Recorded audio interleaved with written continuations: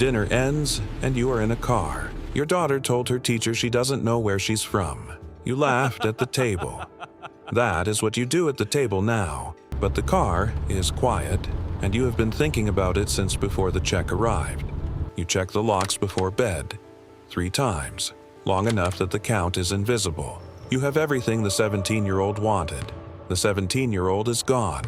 By the time you reach the final level of this story, you will not be able to name exactly when that trade happened. Level 1. The Prospect. You are 17, and you have been the best player in every gym you have ever walked into. That fact has been true for so long it stopped feeling like an accomplishment. It just feels like your name. You average 28 points your junior year. Your coach sends film to 43 programs.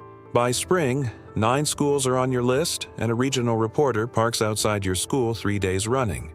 You don't notice the advisors yet, men who call your father, not as agents, just as contacts, men who happen to know people who represent players professionally. Nothing they do is technically against any rule. They show up at barbecues and say they just want to help. You pick a school. 1 year, lottery projection. The cost is invisible at this stage. It just feels like every person who loves you has quietly moved into your carry-on bag. Level 2. The Undrafted. You went second round, pick 47, or you didn't go at all. Either way, your G League contract pays $37,000 for the year. You play in Greensboro, or Sioux Falls, or Agua Caliente. The hotel is covered. Breakfast is not. Your per diem is $50 before taxes. You fly commercial. Middle seat. You are 6 feet 7, and you do not say anything about the seat. If you land a 2-way contract, something opens. The NBA team is contractually required to send you their film. All of it. The same film the starters watch. Nobody in the G League talks about this, but you request it one night and it arrives before midnight, and you watch it on your phone in a hotel room until 2 a.m., studying plays that belong to men who earn 40 times what you earn. You get the call after an injury. 11 minutes. 4 points.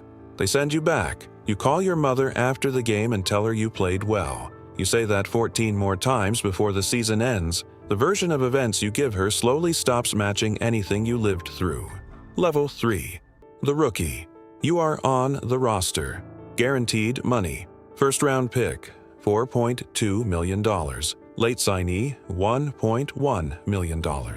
Both numbers feel impossible for about 3 weeks and then feel like Tuesday. The team has a sleep specialist, a nutritionist, 2 trainers, and a mental performance coach.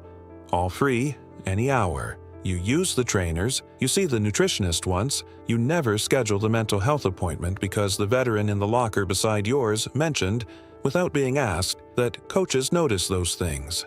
The schedule is 82 games across 8 time zones. Your body adjusts to nothing. In March, after a back-to-back in Dallas, you sit in the locker room for 22 minutes before standing up. Not hurt, just finished. The light above your locker buzzes at a frequency that makes thinking harder. You stand. You say nothing. The next game is in 2 days. You are 21 years old. This is the most tired you have ever been, and you are not allowed to say it. If this is landing for you, hit subscribe. It takes 2 seconds and you won't miss the next one. Level 4. The Rotation Player. You play 18 minutes a night. You earn $6 million and there is a player option buried in year 3. Your agent put a rest provision in the contract. No announcement. On back-to-back nights, the trainer marks you questionable, the coach says fine, and a reporter writes the word rest next to your name and moves on. The provision works. It also shows you precisely how interchangeable one of your games is to the people who sign your checks. After a win in Atlanta, your teammate's 4-year-old runs onto the court before the arena empties. He has no idea what the score was. He just wanted his dad. Your teammate picks him up mid-conversation and the kid is asleep on his shoulder before you reach the tunnel. You drive home and your apartment is exactly the way you left it that morning. What comes next is where the real wait starts. The power and the cost arrive together. Level 5. The starter, 68 games started, $22 million a year. Your name is known broadly enough now that you stop going to certain restaurants. A trade package came in at the deadline. First-round picks, a young center. The deal was real. Then the franchise star called his agent. His agent called the GM. No ultimatum. Just a preference, stated once through one conversation. The deal died that afternoon. You had never met the man. You had shared a court with him exactly 3 times. But his preference, stated quietly, determined where you will play next season. You fly charter now, your own RAW, seats wide enough that nothing touches your knees. You sleep on planes the way you used to sleep in your childhood bedroom. That one fact is harder to explain than the salary ever will be. Level 6, the All-Star 2 selections. A billboard, one commercial for a brand that has nothing to do with basketball. In an interview that wasn't supposed to matter, you say you've always respected a particular franchise. 72 hours later, their GM has called your agent twice. You requested nothing. You signed nothing. You said one sentence near a microphone, and an organization began rearranging itself around the possibility of you. The shadow of this is every meal. Every person at every table needs something before the check arrives. Your agent, your financial advisor, the friend who handles your social media, the cousin who handles nothing and is somehow always present. You stopped noticing when it started.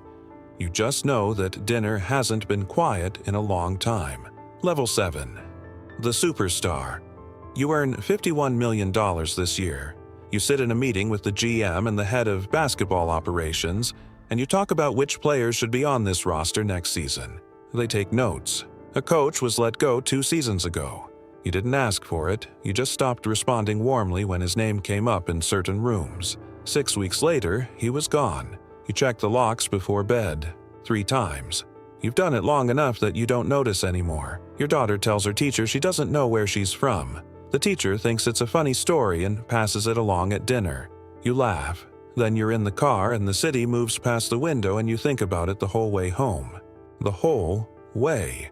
You have everything the 17-year-old wanted. The 17-year-old is gone. A 19-year-old signs a letter of intent in a coach's office in Louisville. He has been the best player in every gym he has ever walked into. His father photographs the handshake on his phone. The kid smiles and does not know what is in the bag. The cycle continues. If you made it this far, you already know this channel is worth staying on. Subscribe, and the next one finds you.